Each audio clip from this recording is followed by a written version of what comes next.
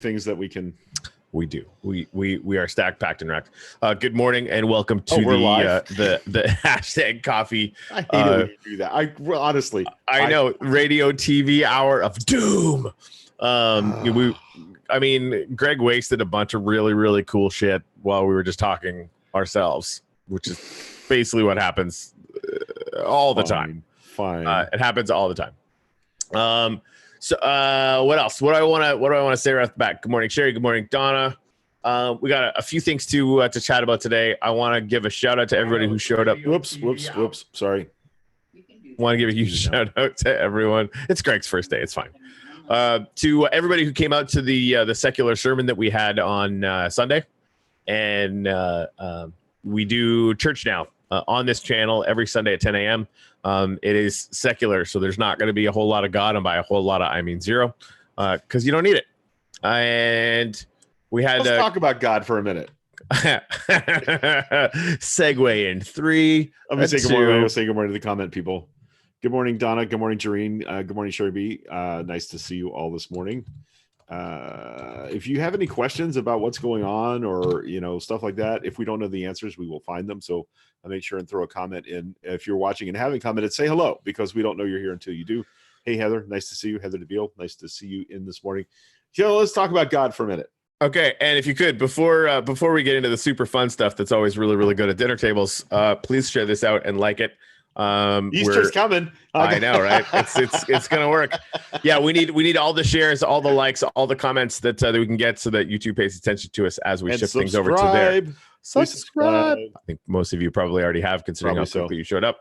Anyway, so carry on. I'm sorry. What? God? Something? Well, Donna says, yeah, but you're still calling it church. Corey, church is against my religion by default. Okay, yeah. Okay, Donna. Okay.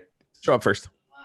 A church is wherever 2 or more people are gathered to do what exactly? Explore spirituality, be a community. And spirituality doesn't, when I talk about spirituality, I'm not talking about Jesus or God or any divine immortal being. I'm talking about the spirit of humanity. And like my mom and I had breakfast together yesterday, and my mom is Catholic. Most people don't think about this, but there is a large segment of the Catholic population that's more liberal than you would expect. Like there's always been a strong, like almost socialist liberal movement in the Catholic Church. It's always smaller than the other faction, but it's always there. So like there are famous people like Sister Joan Chittister, who is an amazing speaker. You may have seen actually a quote by her. It's usually in meme form. It's a picture of her, and it says, if you call yourself pro-life, but you're not in favor of better support systems for poor kids, you're not willing to let immigrant kids out of cages, then you're really not pro-life. Just because you're anti-abortion doesn't make you pro-life, right? So there is that pro-birth. That's the part of Catholicism that my mom really embraces and embodies. That the service to the poor, service to people that need help, that's important. But so whenever we have this conversation, what I say to her is, why don't we just eliminate the middleman? Why do we need all the mumbo jumbo to go along with being good to other human beings, right? I feel like one of the things that happens when there's a disaster is, God will help us. God will provide. Everything happens for a reason. No, fuck that. We are responsible for there's no lifeboat for Earth. There's no other planet. There's no one's coming to rescue us from global climate change. We have to do that. And so the wait till your father gets home approach, trusting God will fix it, it's not going to work. Like, we have to actually do things. Okay. So this brings me Can I get back to her comment though? Sure. I am constantly using the word church on purpose. Right. Because it is has the capacity to cause dissonance on both sides of whatever argument we're having, right? The idea is organized religion has done some good things with the way that they organize things, right? And I'm taking that word because I want to take those good things and just chop God out of it. Because again, like everything Greg just said, we absolutely categorically do not need a magical Sky King to tell us about morality or whatever, right? But it does allow us to take those same ideas and the same kind of ritual bits of it which really are powerful in the human psyche, and build a community around just being grateful and learning and teaching ourselves as a community some really, really cool things with an intense dedication towards science. So we're basically stealing the word church back, and maybe in a small scale in our tiny little community, making it cool. Anyway, now for the good news. But I'm going to continue on that for just a minute. Oh, yeah, sure. The first two sermons, because we've done this twice now, the first one was a reading of Carl Sagan reading his essay, A Pale Blue Dot, which is about the earth and how special it is and how everything we've ever known, everyone that's ever lived and died is on that tiny, tiny speck in the void. And we have to fix it, right? And yesterday was about Mr. Rogers and his lessons for being a better human being, neither of which mention God at all. That's interesting. So the Church of Reason is a place where we can use reason to be better human beings. That's kind of how I'm seeing that. So yep. And it's I've been calling it an experiment, but I think it's quickly just going to become a thing that we're doing. Hey, a church is a place of worship, and what we're worshiping is humanity's ability to reason and solve problems. And yeah, I like that. So yeah, love each other. Be fucking neighbors, man. My entire sermon the last time was about freaking Mr. Rogers, and I'm glad it was because guys, quotes by Mr. Rogers, which was right. They were really wonderful. Quotes about parenting, quotes about how to treat children and children's dignity and what real respect for children looks like. Amazing. It was great. Awesome. Stuff. I'm glad that you felt the same way about it. I did. I absolutely did. It kind of surprised me because I was focused on Seneca or Albert Einstein. I wasn't thinking about Mr. Rogers in that context, and you really turned me around on that. So good job. Good job. All right. So getting back to the downside of religious reasoning. Religious reasoning is sort of an oxymoron, in my opinion. Basically, Paula White, who is a televangelist and Donald Trump's spiritual advisor, said on Saturday or Friday, I guess, in a service, she prayed, that all satanic pregnancies be immediately miscarried. So if you think that prayer is action, it is not. If you think that prayer is actually rolling up your sleeves and helping other people, it is not. And you then espouse you pray for pregnancies to be terminated, aren't you performing abortions? I think you're just being an asshole. You think I'm being an asshole? Not you. No, God, no. Okay. I was like, no. And I'm sure really religious people that might tune into this video are absolutely going to think I'm an asshole, but I'm not wrong. Well, that like my initial take, and we talked about this before, like it presumes that they think about these things in a logical, continuous way, right? Honestly, they're just saying things to get attention, and the shittier things, the more attention they get, even in church, which is nuts. Yeah. And this is another thing. So like I retweeted that about this lady and her sermon, and I got to say, because we had just finished doing it like 2 hours before, my sermon was better. It was better. Now the bar was. I think I'm going to start. I think I'm going to start referring to her as Paula White, abortion advocate. I mean, you could. I mean okay. I mean, it's true. Donald Trump's spiritual advisor, Paula White. Oh, the abortion advocate. Yeah, she's pro-abortion. And I'm going to explain why I come to that reasoned conclusion. Ta-da! Dave Myers, morning, Dave. If praying for people to die worked, my commute to work would be a lot less crowded. Darker. Bumblebee says they are not abortions if praying does not affect on a distance. Huh? I think. Do you have to be? Is that magic contact required? Right? Or do television and radio signals? Does that count as contact? Carry the prayer forward. See, these are things that really, I think these are the things that churches should be studying is the distance effect of prayer. Right. Otherwise, they've wasted a lot of time and money. Well, definitely, yeah, you should test that. And the second they test that, they would dissolve into their own singularity of nonsense because, it's just not a thing. Yeah. Maria Richardson, did she say that in tongues or in English? Oh, no, it was in English. That's how I got it. I don't speak in tongues or understand it. Nobody does, because guess what? It's fucking gibberish. But no, so she said it in plain old English. So yeah, that's our God conversation for Monday morning. And scene. So how hey Fred, could you do us a favor and throw us a link to your podcast you're creating in the comments, please? Fred's actually a listener of the Moving Forward podcast. Of course, he's come in to the show a few times too, which is awesome. But he's been doing some stuff, and I think the first one that he did was about the Star Trek economy and shit like that. He's making some good stuff. Right. Go ahead. Okay, so we had another John Dean moment recently, and I think we're at like the 4,732 range for the number of John Dean moments that we've had. Right. But I think this would be in the top 5% of them. You want to maybe fill people in on Bolton's little book leak? Yeah, this is first of all, I have to, full disclosure, I fucking cannot stand John Bolton. He has been a warmongering asshole forever, like since the elder Bush administration. Bombing Iran, everything you hear from an administration that involves bombing Iran starts with John Bolton. So he is an arch conservative. He is not some mole, some spy in the House of Love. He is a truly warmongering conservative actor.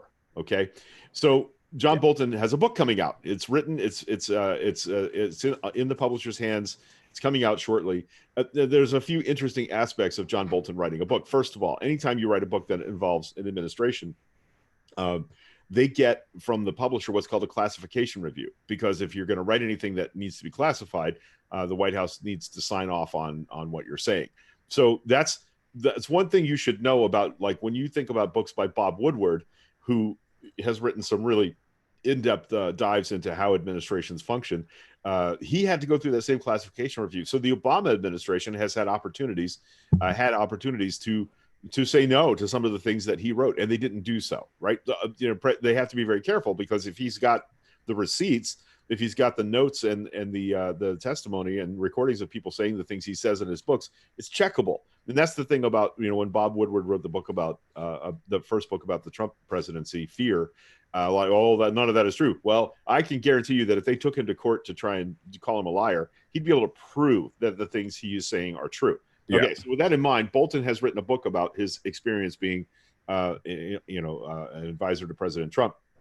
And the big revelation that's been leaked from manuscripts that others have seen is that indeed Donald Trump directly tied aid to Ukraine, military and humanitarian assistance to the Ukraine, to a promise of a meeting in the White House and to an investigation of Joe and Hunter Biden. So the defense so far has been he never did that. That's not a thing. It's not real. Bolton, an insider and the ultimate Republican insider, says, yeah, it's a true thing that happened. So that puts the president on what Napoleon would have called on the horns of a dilemma, having to make one of two really, really bad decisions. Number one, they just allow Bolton to testify, and their entire defense is now seen as a cover-up. Okay. Or two, they try and stop Bolton from publishing this book, and then Republican senators have to decide if they want to be part of a giant cover-up, bigger than the scale of the Nixon cover-up. The Nixon cover-up, at its biggest, involved maybe 8 people, right? There were 8 insiders that knew what was going on, or at least knew parts of it, and could have been problematic. So that's the extent of the Nixon cover-up. If this is true, if what Bolton has written in his book is true, there are at least 8 members of the administration and another 20 or 30 senators who are going to know. There's no question in my mind that McConnell and what we call the Big 8, which are the House and Senate leaders, have seen this manuscript, because they also have classification oversight on what's published in book form. And the publisher, Simon & Schuster, guess who else they publish? I don't know. Bob Woodward. Oh, right. So it's not their first day. No, it's not. They're very experienced at this, and they're going to know what the ins and outs are. And if the Trump administration tries to hoodwink them or pressure them, they're going to know what their rights are, because they've been through this dozens of times with books by Woodward and others who have written about this, the murky world of classification. Furthermore, if they try and classify stuff that only covers up the president's wrongdoing or even making the president look bad, that's against the law. You can't classify things just because they make you look bad, which is why the call transcript should be public record. because I mean that on the classified server was to try and hide it, not because it was devastating to national security. So there's a really interesting story developing here. And again, I think that John Bolton is a complete asshole, but I also think now that if senators are not yelling and screaming for him to testify, they're going to be part of a cover-up. And I'll be very I mean now, and there's some people that have started to bring this up, but it's basically like, listen, all of this stuff is going to come out, right? And for every single one of the senators, it's just going to come out day after day after day after day after day, right up until 2020. And not only that, but it'll be coming out until 2022. Right. So be very, very careful how much you want to hitch yourself to this wagon that is sinking. Right. And yeah, it doesn't look like he's sinking. He keeps telling everyone, yeah, wagon sink. It's in a marsh. Fuck off. What happens when you mix your metaphors? Yeah, no, that's fair. I mean, that's the way the cookie bounces. So. Right, exactly. It floats exactly the way a bowling ball doesn't. Anyway, now I forget because it's just it doesn't matter. Yeah, I mean, let's think like what's going to break through to the center. I mean, Trump posts about the tweets about this all the time about the fact that he's got 95% approval rate among his party, right? Like that's a good thing, right? Because my party's so full of fucking geniuses that I can lie to their faces and it doesn't matter. And the Marco Rubios and the Ted Cruzes and all these people that are cynically doing anything they possibly can to get more and more power to them. Fuck you, you cowards. Yeah. I think Sherry Burney makes a great point. Trump's tweet about Bolton discussing this waives his right to claim executive privilege on Bolton's testimony. Oh, shit. Yeah, coffee cheers on that one. Great catch, Sherry Burney. Yeah, like legit. Yep. So let's see. Donna Arbogast messaged me this morning to ask, do you think Trump will resign? And I 0.0001 chance, so 1/1000th of 1% chance that he resigns. Just not going to happen. So as you were bringing up the 20 and 22 elections, this is the thing. No, it's not going to happen for us. We're going to have to make it happen. That means all of us need to get out to vote and get out the vote. That means canvassing your neighborhood on behalf of people that want to defeat Donald J. Trump. That means making phone calls on behalf of candidates that are running to defeat Donald J. Trump. That means registering to vote, making sure your voter registration is up to date. Check it today. Lots of states have systems in place to try and disallow votes from people who haven't voted in a while. Check your voter registration. Go to your local supervisor elections website. It takes about 3 minutes for you to check and make sure that your registration is active. Vote in the primaries, vote in the general, vote. And by the way, are your neighbors voting? Have you talked to them about it? Are you registered to vote in Florida yet? My neighbor who just moved here from Georgia and is going to vote for Trump, but I don't care. Like voter registration, making sure that people are engaged in the process is how we win. And so when Trump talks about his 95% approval rating among 35% of registered voters, we outnumber the fuck out of those people. Those who are disgusted by this and hate this and are angry about this, we far outnumber them. And I'm not just talking about lily-livered Democrats like myself. I'm talking about independents and moderates, right? But are they voting? Are they engaged? Are they disgusted with the process? Do they see how important this is? Did they see what their apathy and not voting in the last 2 presidential elections has gotten us? Because they fucking should. And as much as we want to blame Bernie supporters, right, they're a small, minuscule portion of the people that should have voted last time, could have voted last time, and chose not to. And I'm living in a state where we just passed an amendment, a constitutional amendment to restore the rights of felons to vote. And it's been held up and hamstrung and watered down and killed, right? If you're not voting and you're allowed to, fuck right. I'm so angry with you because there are people who served 5 years for their part in a scrap one time that will never, ever be able to vote in their lives again, despite the fact that they've moved on from it, whatever the arrest was, whatever it was that happened to them. They've worked to make sure, we've worked, all of us, to make sure those people can vote. And our elected legislators in Florida have fucked that over. And so if you can vote and don't, I'm super angry with you. Why aren't you? I don't give a shit if you vote for Marianne Williamson. I don't care if you write in Donald Duck. If you have the ability to vote and you don't, I'm sorry. Also, I went a little ranty there. No, that's all right. Also, don't write in a fucking candidate. It's like literally dumber than voting. Yeah. Right? Not voting. He was on his rant. It's as dumb. It's as dumb as voting for Jill Stein. Yes, exactly. Or writing anyone in, whether it's Yang or anyone. And I don't know. I have thoughts about how this race was going to go that are percolating, and there's secret hopes. God damn it! No, that's incorrect, Donna. Independents can't vote in the general. That's absolutely incorrect. What? That's crazy. No, you can. I think she was trying to say you can't vote in the primary. You can, but you can only vote for independents, which is why you shouldn't be an independent. Yeah, no, and this thing until we have ranked choice voting, pick a side. Like it, I get it. Like it's frustrating on both sides. Welcome to adulthood. It's fucking annoying, right? Yep. Not everyone's going to be exactly who you want to be. Until we have ranked choice voting, we don't get to be pansies about that. Especially if it's upsetting. If someone running as an independent that was polling at 23% in presidential, polling, or whatever the office you're talking about. If they're polling at a reasonable rate, but they're polling at 1 or 2%, and you're staying in independent so you can vote in that tiny little minuscule primary that has no chance of winning, you're wasting your time and half of your voting power. Yeah, if you can't vote in the primaries, you're voting half of your voting power. Yeah, and a lot of states have in states that have closed primaries. Right, a lot of states have open primaries where obviously you can break down the math a little bit differently in those states, which is fun. Yeah, Freddie, what happens if he loses the election and refuses to leave? That's easy. Civil war. No, honestly, it doesn't go that far. The Secret Service puts a gun to his head and escorts him out of the building. I doubt it. I don't have a massive constitutional crisis. I don't think it would, Greg. Happens. The Pentagon already fucking hates the guy. They were like, cool, we're not talking to you anymore. Who's the next guy? That's a coup. The Senate and the Congress would do the same thing though, Greg. It's like it would not be a civil war. I don't think you're right. If he does it, literally everyone in Washington goes, oh yeah, no, we're just not gonna talk to you anymore until you let the other guy in.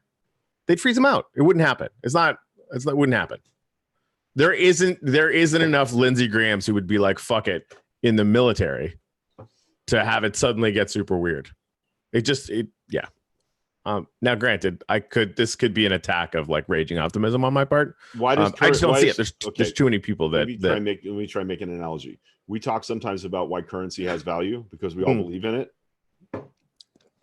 Right? Our constitutional process, our government only works because we believe in it. And once we cross that Rubicon of a president refusing to leave office, we will never, ever get that back. No, I know. That's why everybody in Washington would fucking force his hand. Even Lindsey Graham would. Even him saying he won't leave. I know that. And it's amazing that anyone would still follow him. Like you even remotely suggest that they, are pledging to protect the Constitution in any way, shape, or form. I totally get that. But that like the actual saying on the day, not giving up power, that trips hundreds, thousands of things. States wouldn't ratify it, right? Like that the Supreme Court would tell them to fuck off. Like, you know what I mean? Like that even a 5-2 Supreme Court would tell them to fuck off. So yeah, not worry about it. I'll bet you there were lots of Germans on the internet in 1935 saying the same thing you're saying right now. Fuck you. Also, yeah, I mean, it can't happen. There was at least 5 or 6. No, dude, I mean, it's right to be worried. But, insofar as we are terrified about descending into that, I still think there are hard limits that would not be crossed. And I could be wrong, right? Because it's not like we haven't seen hard limits crossed freaking 100 times this year. Right. So that's just where I'm at on it. Hey, Yang qualified for the next debate, by the way. He did. He had 4 polls come out over the weekend that put him. That saw him, like he was polling 3 or 4% nationally in December. It's 7 and 8 now. Right. So well, part of that though is a function of that there are less people to poll on. There are less people in the race. So I don't care why his polling numbers doubled, Greg. But it's exactly what we talked about, which he's going to ride that line, stay in the fight, stay in the fight, be the last person in the fight. It's possible. Like that's the thing. Like there's still enough people splitting all the different faction votes that he could just ride up through the middle. I personally believe that if he places top 4 in Iowa or New Hampshire, the media will suddenly realize that he's a viable candidate, and humans will be like, because of their electability argument that has been proven to be bullshit, no matter what people think about it all the time. People are voting to try and make sure that their favorite of the favorites win, and Yang is still that guy who just isn't high enough to be plausible yet, even though his ideas are fantastic, right? So if he outperforms polling aggressively in Iowa or New Hampshire, then suddenly it's like, oh wait, maybe he is viable. And by the time we get to South Carolina, where he's doing giant freaking events with Dave Chappelle, things could get weird. Yeah, and that's the only person that's possibly going to put a dent in Joe Biden's lead in South Carolina. Yep, like I think you're right. That having Dave Chappelle on your team is a genius. It's a thing. And freaking enormously popular. Childish Gambino, like Donald Glover, like that. Like, yeah. No, but I mean specifically for North Carolina, which is a critical primary state. South Carolina. What'd I say? North Carolina, South Carolina. But the point is, yeah. Joe Biden has really ironclad support there.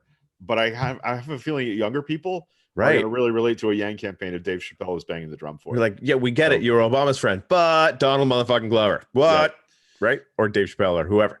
Yeah. Fred Ader, I hope Corey is right. What's frightening is that we even need to have this conversation. That's why you don't elect Donald fucking Trump president.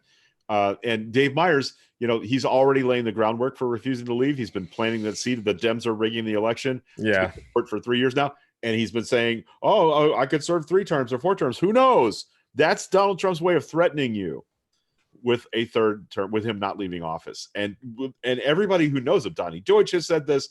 I can't remember her name, who was a partner in the law firm that ran Trump Enterprises for years, said this. He won't leave. He'll try and find a way not to leave.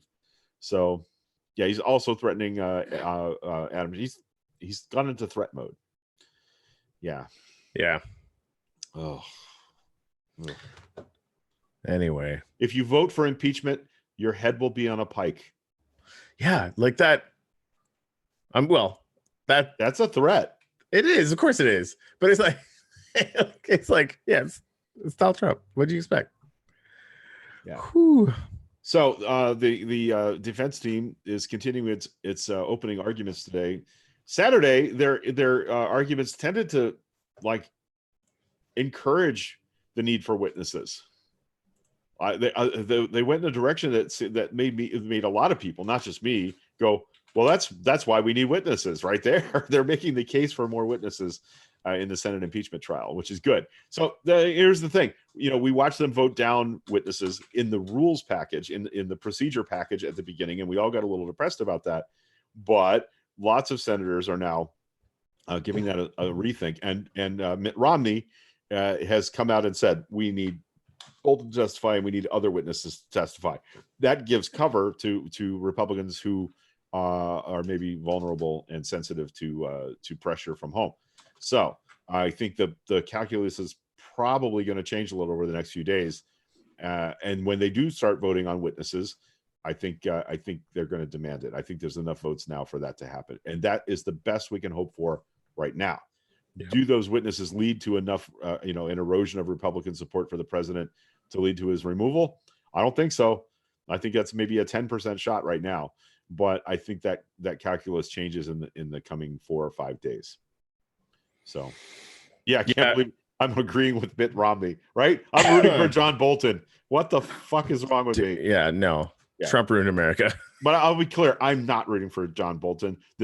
He is as cynical as the rest. He's worried that if they shut the publishing down, he'll lose money. Yeah, well, he could have come forward during the House trial. He chose not to. He refused to testify during the House trial. Right, so he's not a good guy. We know he's not a good guy any more than we know Lev Parnas is. We think Lev Parnas is a good guy. We don't. He's not. That's the thing. You don't bring down mob bosses by talking to nice people. Right. So I'm beginning to think that Lev Parnas and Igor Fruman are Putin's men. Who paid them again? Yeah, Firtash. Who's Firtash connected to again? Russian oligarchs. Yeah. Well, and the GRU directly. Yeah. And who runs the Russian GRU? Oh yeah, Putin. Yeah, there you go. Yeah. Right. So you said that this morning. I'm like, yeah. I mean, it seems exceptionally plausible. Just follow the money. Yeah. Donna Arbogast, I'm hoping that the ones who are up for re-election will come to their senses. Self-preservation is a wonderful thing. Yep. Yep. It's tough though. They have we've to been talking see about that. Richard Nixon had a lot of support, 100% support from the Republicans until the day he didn't, because they all realized they were going to have to go home and face a whole bunch of angry voters that know that denying witnesses in a Senate impeachment trial, the single most important thing they'll ever do as senators, is fucking wrong. It's wrong, and they know it. So, can confirm. Yeah, and they'll be held accountable for it. It's one thing to know you're wrong and know you won't be held accountable for it. It's an entirely different thing to know that you're going to have to go home and do town halls where people like me are there to ask you really hard questions. Or you can always do what our congressman does, which is do a teletown hall with 10,000 people where nobody gets a chance to ask any hard questions. You could be like Gus Bilirakis locally and do that. You could do that, but I wouldn't recommend it. Yeah, the last thing you want to do is talk to actual humans. Yeah. Yeah, seeing Barr impeached would be nice. I mean, there was I can't remember who was talking about it. They're basically saying that you know, the whatever the next administration is, if you lose, I mean, this era of just letting everything go. You know, Obama was like, no, we don't really want to take. We don't want to appear to interfere with elections. Well, we don't want to take Bush and Dick Cheney to jail for killing 2 million Iraqis over oil money, and because they lied us into work. Because let's just move on. Respectfully, fuck that shit. Yep. Yeah, there's something in what happened over the weekend that caught William Barr out in a lie, and I can't remember exactly what it is. I'll have better notes on that by Wednesday, but yeah, Barr lied about some things. And it's one thing for us to, well, I know it's one thing, like when I say that to Donna, she'll go, well, no shit. And I'll be like, yeah, but now it's not just something we say, it's something there's actual proof for, like documentary evidence. Right. Yeah. You know, and that's one of the things that Adam Schiff said about this. You know, witnesses lie. Documents almost never lie. They say what they said in the moment they were created, and that's what you have to live on. So, you know what else doesn't lie? Tapes. Yeah, there you go. Ginny Rupert reminds us that Gus's teletown halls consist of robocalling his constituents to talk about how he's cutting down on robocalls. That's how our congressman functions. That little shit. And I mean, I wasn't a fan of his dad. You know, his dad was our congressman before Gus. But man, this guy really pisses me off. Kicking constituents out of a town hall. I watched him do that. And that particular constituent, Robert Tager, was running against him. But he was there with his 9-year-old son, and Gus's people had the sheriff's office remove them from a town hall. And Robert hadn't asked any questions. He was sitting in the back of the room, not speaking when he was removed from that town hall. That was disgusting. And brutal. I went out to challenge the sheriff's office, and they told me if I stood there and talked to them any longer, they were going to remove me from the town hall. And I felt like I needed to be there to listen to what Gus was saying. Yeah. And so, you know, I should have had them arrest me is what I should have done. If I'd have been brave, that's what I would have done. I'm going to be brave when I grow up. Yeah. Maybe. Yeah. Well, prayer doesn't change things. Neither does talking. But we use our platform to inspire other people to action. And we exemplify that action by going out and canvassing ourselves. Right, Corey? Yes. Yeah. We have some local candidates we should probably be out for right now. Yeah. I gotta actually, I'm back on, I think the week of the 17th. Right. We actually got an offer in the house. I don't know if I told you that. Yep. Not sure what's going to go on there, but so I might be coming out and sort of clearing all that stuff out, but I might come up like the whole week early. Nice. Just kind of. Hi, we could do a show from Starbucks. We haven't done that in a while. We could. That is a thing we could do. Dino is the customer of the month at the Gulf and US 19 Starbucks. Yep. That checks out. Yep. Also, our friend Dino has been declared cancer-free, which was big news in our friend circle because we were very, very worried about Dino over the past sevele months. Legit. So, really happy to hear that. Really. Yeah, happy. that's like getting a life. That's like getting a lifetime, like coffee card at Starbucks. Only better. Boxer reminds me, but bail costs money. That's true. We have a circle of activist friends, one of whom has been through law school and is working on passing the bar. We're really looking forward to Susie having her, having her bar certificate, so she could come and get us out if any of us get arrested for protesting things. Yes, I think that's an important component of our local activism. Our city, the city of Newport Richey, right next to the small city of Port Richey that I live in, has an ordinance that you can't feed people in Sims Park, and I totally want to challenge that law. It's unconstitutional, and all it needs is for one person to get arrested and challenge it in court, and we will win, and it'll be overturned. And then everybody in Newport Richey, in the inner cliquey circle that runs the city, will hate me more than they do now. Fun. By the way, I just want to give a shout out to everybody who's on right now and all the people commenting. You guys are fantastic. We just hit 20 concurrent viewers, which I'm fairly certain is a record for this channel. So thank you guys very much. And yeah, I mean, fucking the Dino thing is huge. That's just crazy. Yep. Bumblebee Starlink 60 sat mission got scrubbed till tomorrow. It's successful tomorrow. It will bring the total internet satellite count Starlink internet satellite count to 180. Yeah, you know how many there's going to be? Thousands, I'm guessing. Tens of thousands. Wow. Yeah. Like it'll be space junk, man. That's the only worry I have. You really need to understand how big space is, and then you stop worrying about this stuff. Okay, but low Earth orbit is not that big. Like, I mean, well, the ocean is big, but the harbor outside your house is not. So a giant iceberg in the harbor is a problem. No, I get it, but this would be like having a quarter in the harbor, in the whole harbor. Now, granted, traveling at 20,000 miles. I was gonna say, like, if you hit that quarter, you're done. I understand that. Putting little holes in big things. That's yeah. But I mean, like when I pitch that against the ability for, and we all take it for granted, like we're all connected, right? Most of the world still isn't, right? And this changes that full stop. It basically allows for literally everyone to get equal access to the internet and communication and education, and it's an unspeakably big deal. And the problems with low Earth orbit, becoming, saturated in a junkyard, whatever, is it's like 40,000 eventually. Yeah, it's a lot. It's a lot, but it's doable, right? Right. And they've got automatic deorbiting for anything, anytime there's a problem, and so yeah, I'm actually not worried about it. We're in the comments now. Donna says the Earth is gonna look like the opening scene to WALL-E, right? And Jareen says I just watched WALL-E this weekend with my kid. Corey, have you ever watched WALL-E? I have. It's not a kid's movie. No, it's not. Right. And my favorite thing about it, not a word is spoken other than the clip from Hello Dolly. Not a word is spoken by a character for almost 39 minutes in that movie. Oh, Mom. The first 39 minutes, there's no speech, no character speech. That's crazy. True. Nobody. Have you ever seen a movie where that happened before? I've never seen a movie where that happened before. I have not. It's crazy. It is crazy. Yeah, according to Trump, the universe is bigger than the world. Yes, and also the oceans are very big, and there's lots of water. You're dealing with a lot of water.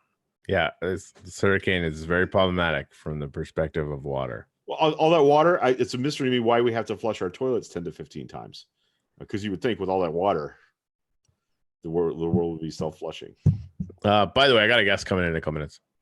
Oh, yeah? Yeah. Who you got? Jacques from Discussions. Oh, nice. Jacques was in a conversation with us here the other day, wasn't he? Yeah, nice. Popped in. Yep. Nice. Yeah, I think Lori was asking what about there's a rule in the city of Newport Richey. You can't feed homeless people in Sims Park. It's a law. It's an ordinance. And I think it needs to be broken, and then I think it needs to be challenged in court and thrown the fuck out. Because I can feed any 10 people that I invite to Sims Park, but I can't feed any, how do they know who I invited to Sims Park? Maybe I went around and invited all those homeless people to Sims Park, which would make me really popular with Regan Weiss, which is why I would want to do it. But Regan Weiss is the guy that doesn't want homeless people or problematic people in Sims Park because his kids might have to see it. Oh, well, maybe you should have some conversation with your kids about poverty. Right. Yeah, no, I mean, poverty is totally fine as long as you hide it. Yep. Yeah, water is wet. The oceans are very wet. That's a lot of paper towels. We have to throw a lot of paper towels in the ocean. Bodily at people. Yeah. Who have been suffering. Yeah, that checks out. Yeah.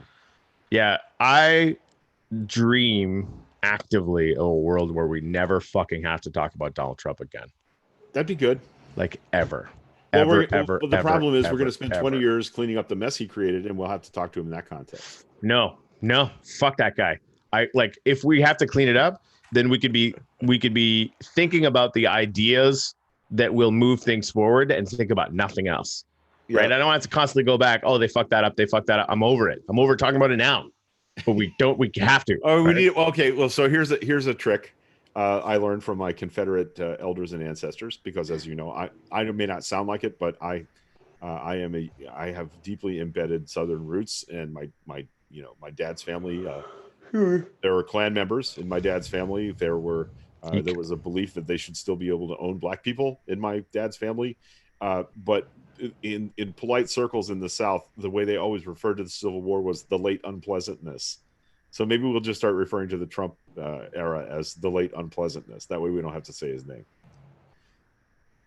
I like it. Why not? Yeah. Also, I watched the first episode of Picard last night, I'm not crying. You're crying. I was moving. It was really moving. Good. It was better than I expected. Better than on every level. The visuals, the music that accompanied, everything about it was better than expected. Yeah. So I'm pretty impressed with the first episode, and Data's consciousness. Yeah, and like the reason why, this is a bit of a spoiler, but go fucking watch it.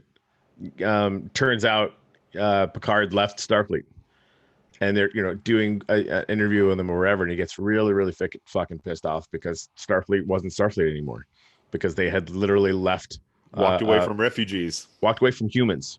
They were humans. Yeah. Well, no, they were people. Yeah, because they weren't actually humans; they were Romulans. But still, you get the fucking point, right? Yeah, it was. I mean, it instantaneously reminded me of the Kurds and like a dozen other situations, and literally all the admirals and generals that get anywhere near Trump are like, "Yeah, I'm just gonna go ahead and resign. I got a winery in France to attend to." But yeah, it was interesting, and I'm excited for the whole series because I think it's gonna be great. And like Discovery was really good too. I'm a huge fan of that, but like having the nostalgia bomb of like a Next Generation hit, right, for this particular nerd, was compelling. I'm just dying of curiosity to know whether Will Wheaton is going to reprise his role as Wesley Crusher. He has to. I would be so excited. I have a relationship with him, but I've actually conversed with Will Wheaton in a web community on a number of occasions. He's a long-term member of the Fark.com humor community that I belong to. He was an admin there for years, and so he gets a lot of fan action about him having played Wesley Crusher. And I told him in a thread one day that my favorite thing that he ever did was Stand By Me.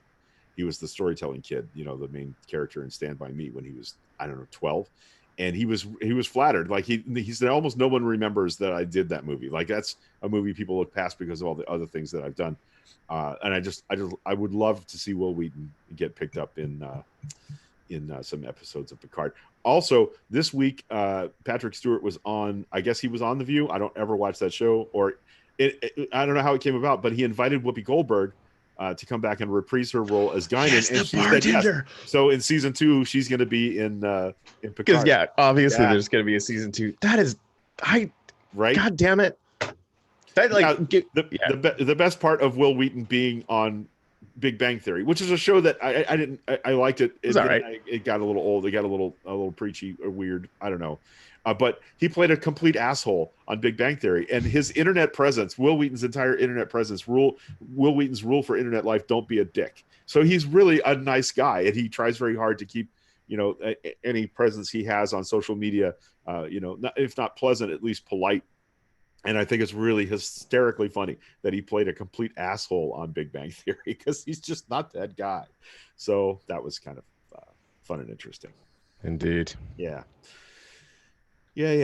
So yeah, Picard. I meant to tell you that. I'm glad I waited to tell you until we were on air, because apparently some other fans of ours are excited about Picard, and also paper towels. We're having a big conversation about. Oh, really? Is that going on right now? Don't forget your ID when you go to buy paper towels, because the president thinks you need ID to grocery shop. Yeah, I like the Orville. I did too. Me too, man. It was, and what's funny to me about it is, yes, he was making fun of Star Trek, but in an incredibly loving way. I don't even think he was making fun of Star Trek. I think he was just like, no one's going to hire me to write Star Trek, so I'm going to write a comedy. I'm going to write my own. Right. I'm going to write a comedy because that's what people will let me do, and it'll just be Star Trek. Go fuck yourself. Right. That's like, he's always with, he funded the new Cosmos and all that kind of stuff. He's always been in it. Right. Yeah. It is an ode to Cosmos in the only way that he could get Fox to pay him. Yeah, even everything, and it's great. The music and the effects are exactly like what the quality that you'd get. 100%. It's like Star Trek is a genre, and he just made a comedy in it. Yeah, what was the movie? Was it Galaxy Quest? Was the movie with Sigourney Weaver? They sort of made fun. To me, that was an okay movie, but the Orville is a much better play on all those tropes. It's a much better writing job for sure. Agreed. So, yeah, Tim. Yeah, Allen, I mean, they're still making like a Star Trek-esque. Like the themes are still sci-fi and very real, right? Yeah. But they also make dick jokes. Yeah. Which for the 13-year-old boy that takes up most of the space in my head is great. Okay. Dave is telling us that Will Wheaton will not be in season 1 of Picard, and then he has an asterisk with an after show. Yeah, what if Will Wheaton hosted a post-episode discussion show on like the Nerdist or one of those places? I do not fucking watch those shows, but I would I would totally watch that show. Yeah, like the whole like you just finished watching the Walking Dead and then like watch a show about the Walking Dead. That's dumb. Like I'm never gonna do that unless Will Wheaton is hosting one about Picard. I might actually get sucked into that. Oh, I got to see that. Watch Curb Your Enthusiasm this season concerning the MAGA hat. It's freaking hilarious. I will check that out. I heard, I was listening to the Rogan had the head of the editorial board of the New York Times on just recently, right? Okay. It was actually the one where like Move On is like calling him a sexist and transphobic and all this crazy shit for like a tiny little comment that he made in that, which is amazing. And again, he said some interesting things about those topics, but like cancel culture went fucking nuclear. Oh, he does an after show. Yeah. What? Oh, you got to see that. I got to see that. So they mentioned the watcher enthusiasm thing about the MAGA hat, and apparently he's wearing the MAGA hat just to keep everyone away because he doesn't want to talk to anyone. It's a good plan. It's called the Ready Room. Of course, it's called the Ready Room. Yeah. Please hold this. I go on YouTube and see if I can find that. Picard's dog's name is number 1. It's number 1. I was doing something on my phone. I didn't pick up on that, and Michelle's like, "Did he just call his dog number 1?" And I just started the show over again and threw my phone away.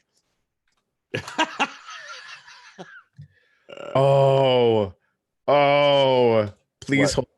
This might, I'm only going to be able to share like 5 seconds so that we don't get taken off, but I'm going to do it anyway. Because that's just what's going to happen. If we get kicked off YouTube over Trek nerdity. It's my fault. Yes. Hey nerds, I'm Will Wheaton. Yes. That's my dude. Fan, all right, kill it before Okay, but it exists, and I'll put the link in the thing. That's awesome. Yeah, we're gonna have to go watch that. Like, kill it, murder it in the face. Thank you. Hey, we have a guest. Hello, hi, Greg. Nice Dogecoin. Oh, the Doge flag. Nice. Well played. Well played. I'm just kidding. I don't. Hi, Jacques. Nice to see you. Nice to see you because we heard you. We read you today, but it's nice to have you join us. Yeah, nice to meet you guys again. I mean, always interested in talking about politics. Just none of my friends are around or good conversation topic partners. Yeah, because you're living in Spain now, doing the whole cryptocurrency gig.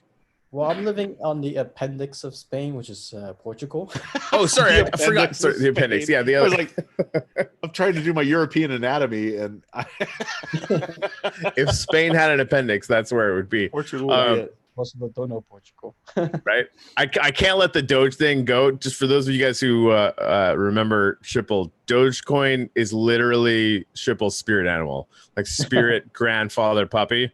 Was like basically the first joke token, is still around, has a market cap in the hundreds of millions. It's completely and totally ridiculous. It's much wow. It's much wow. Very yay. They kind of died down a little bit though. I haven't. Yeah, every cycle it comes back a little bit though, just because people start realizing they can screw with it. But yeah, so we wanted to have you on. And we're gonna have you on, I think, regularly because talking politics and cryptocurrency and the intersection of that, or just talking politics because you don't get to do it very often. But I wanted to have you on specifically today because right after this show at 11:30 on this channel, we're doing the discussions launch out of beta. So could you maybe tell our peeps a little bit about what you guys are building? Yeah, so discussion is created out of frustration in a way.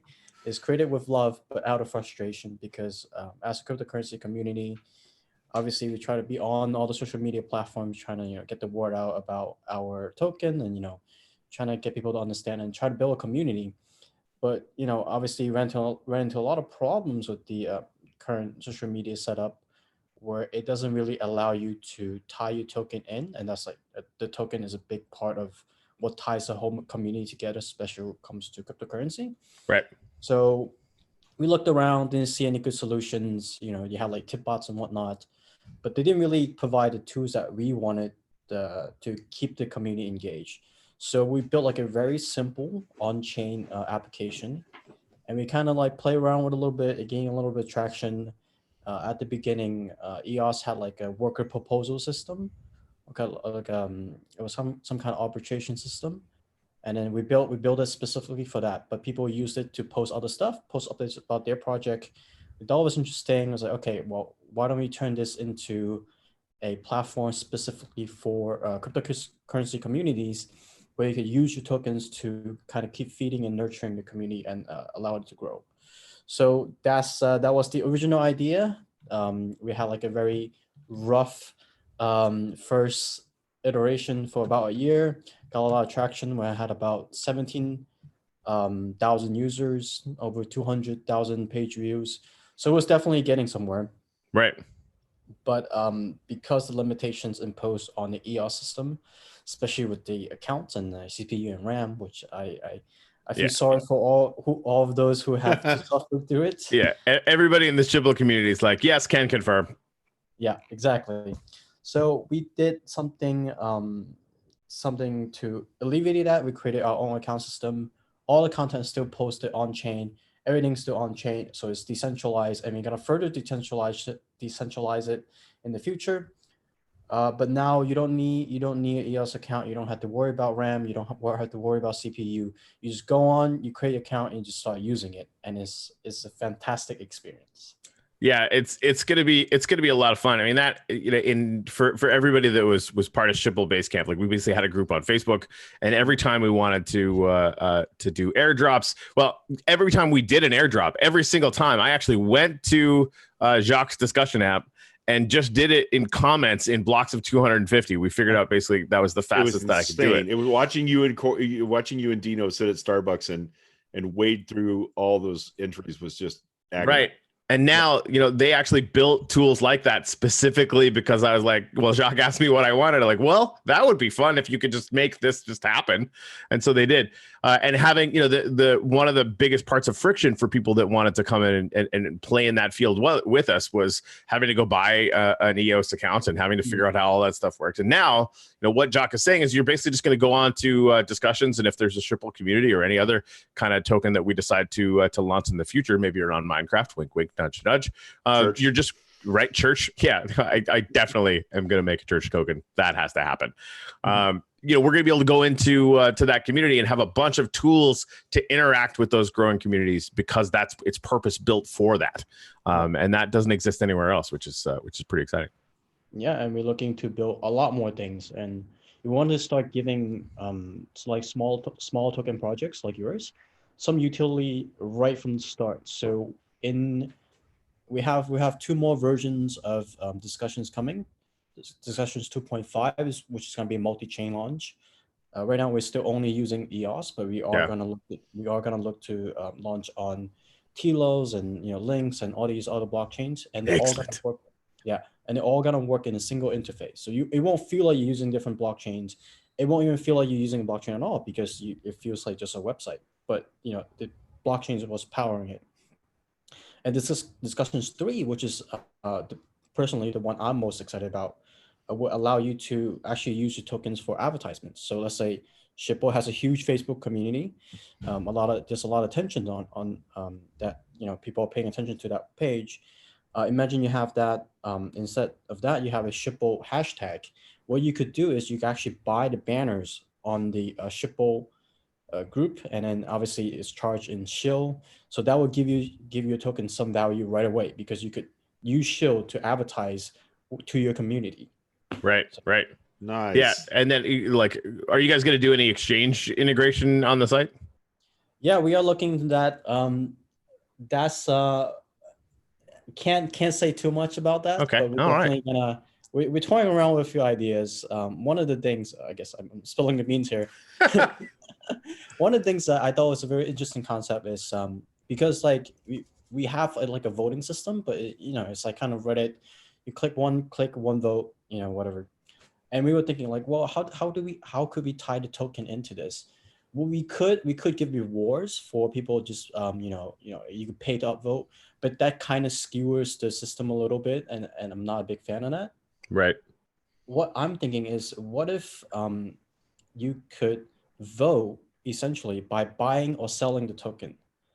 So if it's a good piece of information, is a good piece of information about the project, you could buy it, show directly from that post. So And show your that- support by buying the.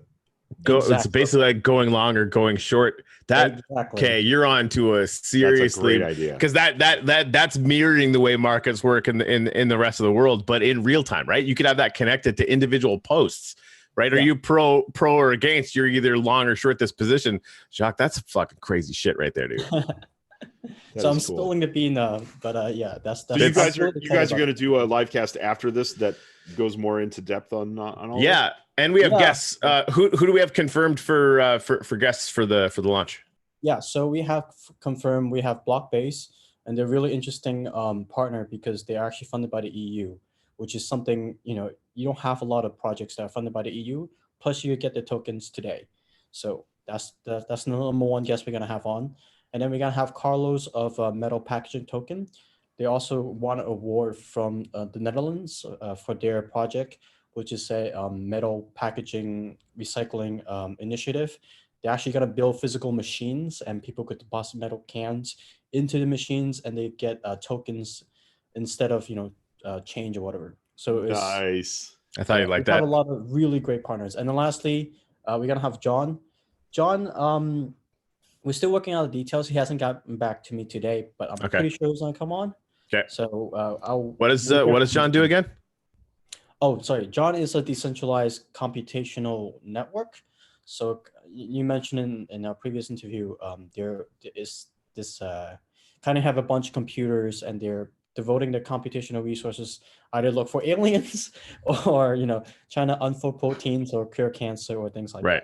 So yeah, the guy who made Boyd might be coming on our show in the next hour. Oh, that's pretty cool. That's we freaking love Boyd. The idea of Boyd is what inspired me to do the thing with Schipul, where we started having people get paid in Schipul for making real world charitable contributions. Like we just randomly went on one night and said, hey, if you give $20 to your local homeless shelter and you can prove it, you show us the receipt here, we'll pay you $1 million Schipul. And the idea kind of went nuts. It was like, but Boyd is what made me realize that there was a way for people to see a real world value that helps people in this universe that you guys play in. So I'm excited about that. That's cool. That's really cool. Yeah, it's a brave new world. Hey, so Jacques, considering where you're living, I'm going to ask you a question that maybe gets your house burnt down. Great opener. Messi or Ronaldo? I'm not a big football person. Oh, okay. Okay. But Ronaldo is the more handsome one, so I might have to go with that. Oh, yeah, but he's he's almost icky handsome. Like he's teen idol handsome, Yeah. All right. He's a legend here. So I know. I'm a lifer Messi fan. Like his whole life story is so freaking compelling. It's actually really funny because not being a football fan, living in like the football legends home country, right? One of the football events, like the whole city just takes a break.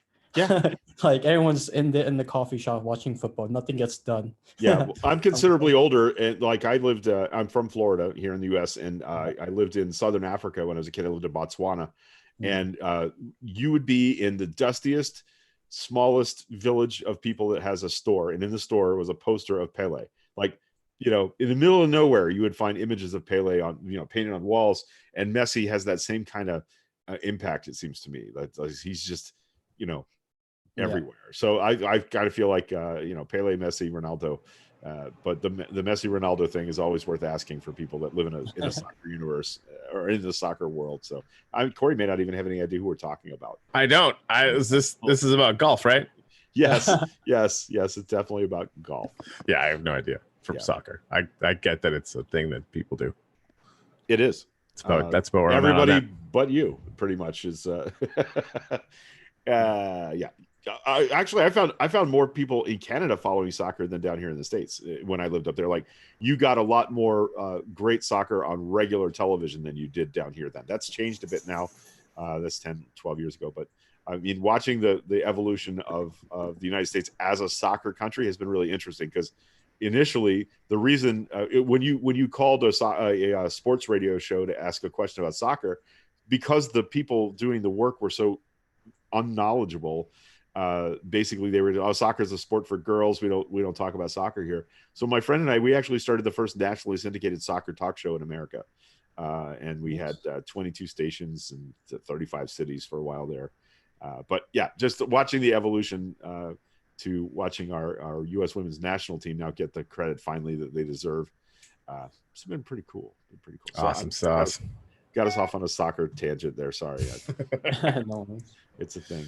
Indeed. All right, guys, we should call it. We're going to do a little rinse repeat. We're going to be back here live at 11:30 for the discussions launch. Jacques, thanks for coming on. We'll have you on to talk some more politics down the road here. Yeah, we didn't even get to that. I know we didn't have time, but I mean it's not like politics is going to sleep. We got lots more to chat with. So we'll have you back on for sure. And again, yeah, we'll be live again in about a half hour. So before you go, yeah, go ahead. For the audience who are listening now, if you haven't, go check out discussions. Sign up for our account because we are going to be doing airdrops throughout the week. So the sooner you get that, registered and lined up and ready, the sooner we could airdrop to you. So is it still in beta link or what's the link I can put in the comments right now? Officially moved to the discussions.app link. Excellent. All right. So what is that link? Today. What's the address? So discussions.app. I'll put it in the chat. Oh, just discussions.app. That's it. Oh, that's simple enough. Yeah, right? Yeah, that's simple enough. There it is. Did I get that right? Yeah, you put that in the chat. Yep, you got it. Oh, cool. Yeah, okay. Perfect. Yep. Beautiful. Awesome. Nobody ever uses the chat buffer on our show. Like, what the hell is that? Right? Yeah, right? I was like, what is that? What is that thing?